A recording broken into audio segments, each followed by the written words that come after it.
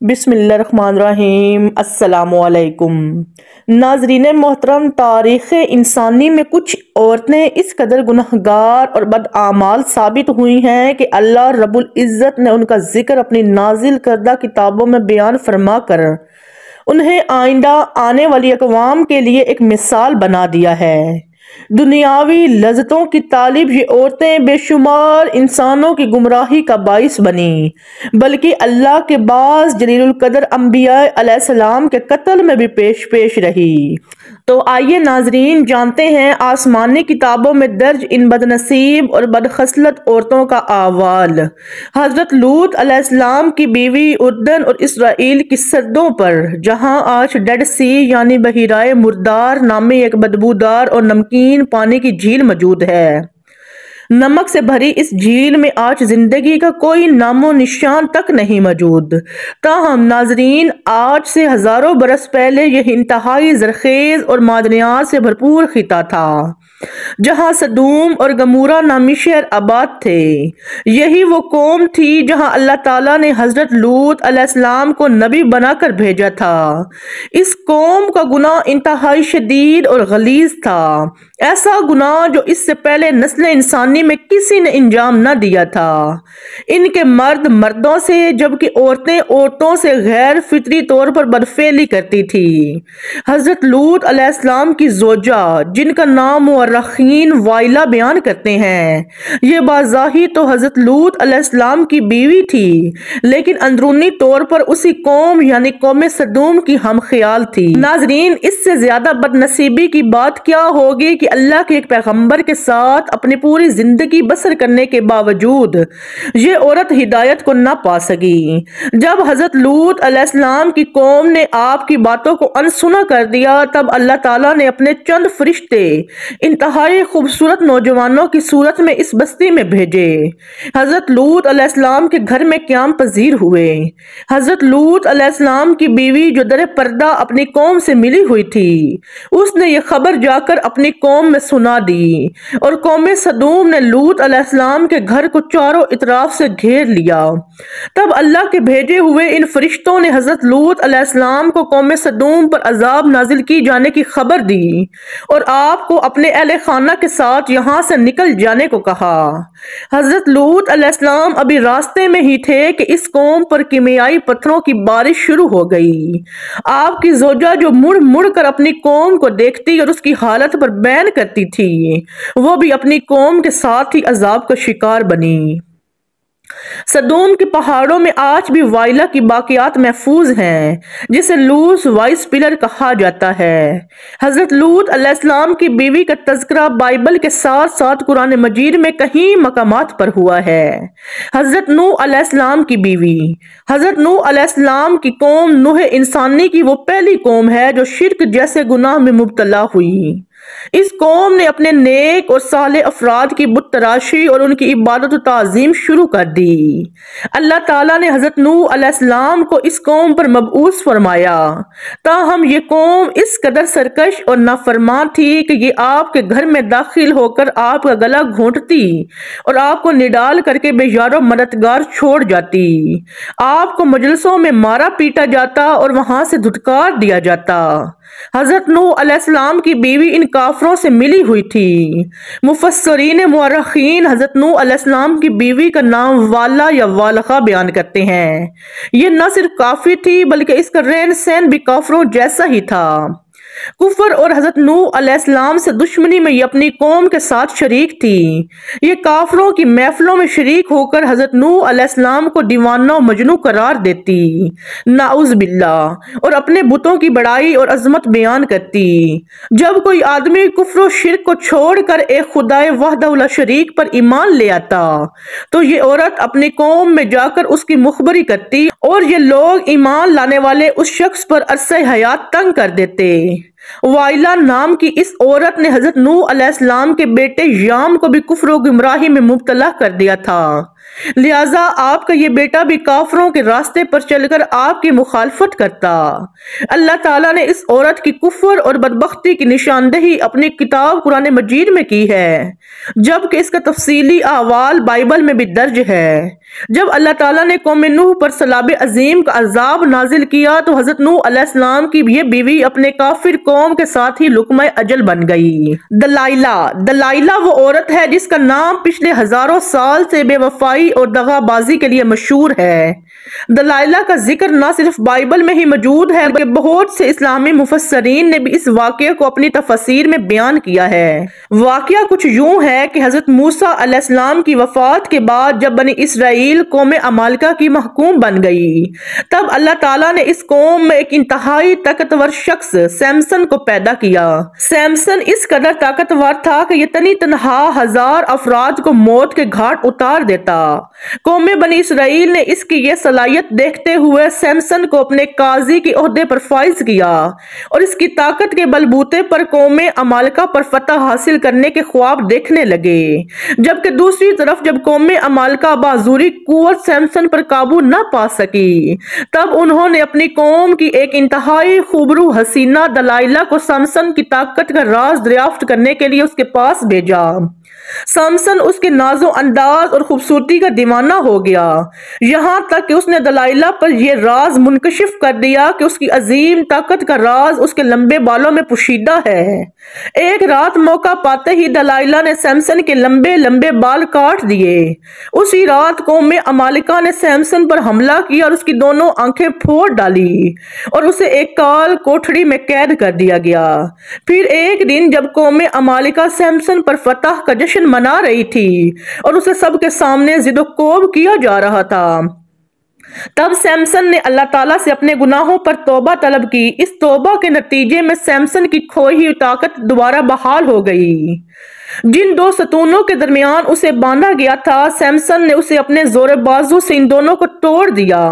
سارے کا سارا محل زمین بوس ہو گیا، جس کے نتیجے میں سیمسن اور دلائلہ سمیت قوم عمالقہ کے ہزاروں افراد مارے گئے۔ جیزبیل لبنان کے ایک بادشاہ کی بت پرست بیٹی تھی۔ اس کی شادی قوم بنی اسرائیل کے بادشاہ اخیب سے ہوئی تھی۔ جیزبیل نے نہ صرف اخیب کو بت پرستی کی جانب مائل کیا بلکہ تمام ریاست میں خدا کی بجائے بال اور دیگر دوسرے دیوتاؤں کی عبادت رائج کر دی۔ یہ اہل ایمان کے ساتھ بہت سختی اور عداوت سے پیش آتی۔ ایک مرتبہ قوم بنی اسرائیل کے بزرگ حضرت یرمیہ نے جیزبیل اور اس کے شوہر کو بت پرستی ترک کرنے اور ایک خدا کی عبادت کرنے کی تلقین کی، لیکن اس ظالم عورت نے ایک نیزے کے ذریعے عمر رسیدہ حضرت یرمیہ کو موت کے گھاٹ اتار دیا۔ حضرت یرمیہ نے اسے بد دعا دی کہ جلد ہی تیرے حسین جسم کو، جس پر تجھے بے انتہا ناز ہے، جنگلی کتے نوچ نوچ کر کھائیں گے۔ اللہ تعالیٰ نے اس قوم پر حضرت الیاس علیہ السلام کو مبعوث کیا، تاہم یہ ملکہ ایمان لانے کی بجائے آپ کے بھی قتل کے در پہ ہو گئی۔ پھر جب مدت تمام ہوئی تو حضرت یرمیہ کی بد دعا رنگ لائی اور ملک اسرائیل پر اس کی سردوں پر آباد وحشی قبائل نے حملہ کر دیا۔ ان قبائل نے ملکہ جیزبیل کو زخمی حالت میں سڑک پر پھینک دیا، یہاں تک کہ بہت سے جنگلی کتے جمع ہو گئے اور اس کی لاش کو تار تار کر دیا۔ عطالیہ حضرت الیاس علیہ السلام کے دور سے تعلق رکھنے والی ملکہ جیزبل کی ایک بیٹی تھی جس کا نام تھا عطالیہ۔ یہ بھی اپنی ماں کی مانند انتہائی حسین لیکن کافر و مغرور تھی۔ عطالیہ کی شادی پڑوسی ملک یہودا کے بادشاہ یہورام سے ہوئی تھی، لہٰذا یہاں بھی ایک خدا کی عبادت کے بجائے جگہ جگہ بال دیوتا کے مندر تعمیر ہونے لگے۔ تاہم جلد ہی یہاں بھی ان وحشی قبائل نے حملہ کیا جو اس کی ماں جیزبیل کی موت کے ذمہ دار تھے۔ بادشاہ یہورام چھپ کر ایک غار میں پناہ گزین ہوا اور یہیں انتہائی دردناک موت کا شکار بنا، جبکہ یہ وحشی قبائل ملکہ عطالیہ اور اس کی بیٹی اغزیہ کو اپنے ساتھ لے گئے۔ انتہائی ہراسانی اور تذلیل کے بعد ان وحشی قبائل نے عطالیہ اور اس کی بیٹی کو رہا کر دیا۔ رہائی کے بعد عطالیہ نے بال کی عبادت سے توبہ کر لی اور شریعت مسیحی پر گامزن ہو گئی، لیکن اس تبدیلی کو ابھی ایک سال بھی نہ گزرا تھا کہ عطالیہ دوبارہ شرک کی جانب لوٹ آئی۔ ہوا یوں کہ اس کی بیٹی اخزیہ کے قتل کے بعد ملکہ عطالیہ کو ہی سلطنت یہودا کا حکمران تسلیم کر لیا گیا۔ سو اس نے طاقت و اقتدار کے نشے میں اندھے ہو کر نہ صرف اپنے پوتوں کا قتل کروایا بلکہ اپنی رعایا پر شدید ظلم و ستم ڈھانے لگی۔ تاہم اس کا ایک پوتا جو کسی نہ کسی صورت اپنی جان بچانے میں کامیاب ہو گیا تھا، یہودا کے لوگوں نے اسے اپنا بادشاہ بنا دیا اور یہ ملکہ یعنی عطالیہ اپنے محل کے باہر ایک مجمع کے ہاتھوں انتہائی تشدد اور بربریت کا شکار ہو کر مری۔ ناظرین، عطالیہ کا ذکر بھی بائبل میں انتہائی تفصیل کے ساتھ درج ہے۔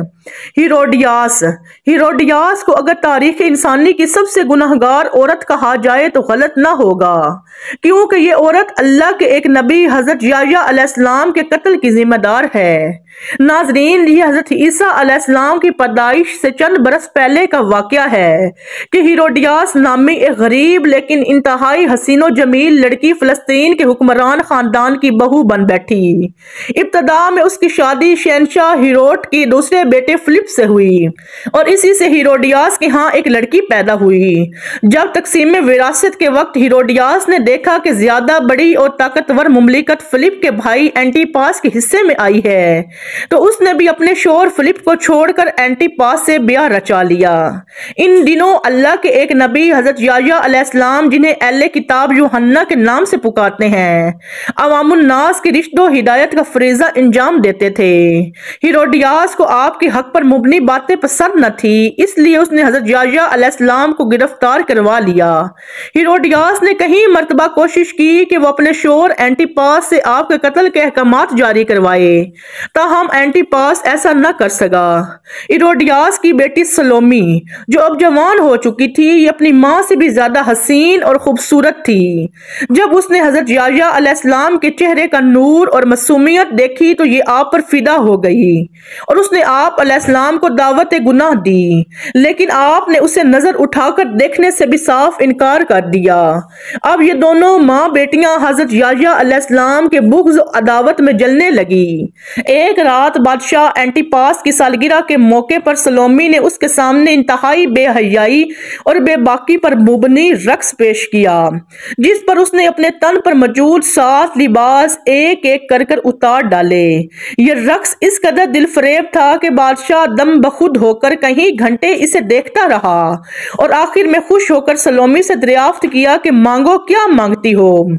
تب اس بدکار عورت نے اپنی ماں کی ایما پر حضرت یحییٰ علیہ السلام کے قتل کا مطالبہ کیا۔ بادشاہ جو سر دربار سلومی سے عہد کر چکا تھا اسے انکار نہ کر سکا اور یوں حضرت یحییٰ علیہ السلام کی شہادت ہوئی۔ ملکہ ہیروڈیاس، بادشاہ اینٹیپاس اور سلومی اس گناہ عظیم کی پاداش میں انتہائی عبرت انگیز انجام کا نشانہ بنے۔ ام جمیل ابو لہب کی بیوی تھی، جس کا اصل نام اروا بنت اربد ہے۔ اس کی آنکھوں میں بینگا پن نمایاں تھا، اس لیے ام جمیل کو اورا یعنی کانی کے لقب سے بھی پکارا جاتا ہے۔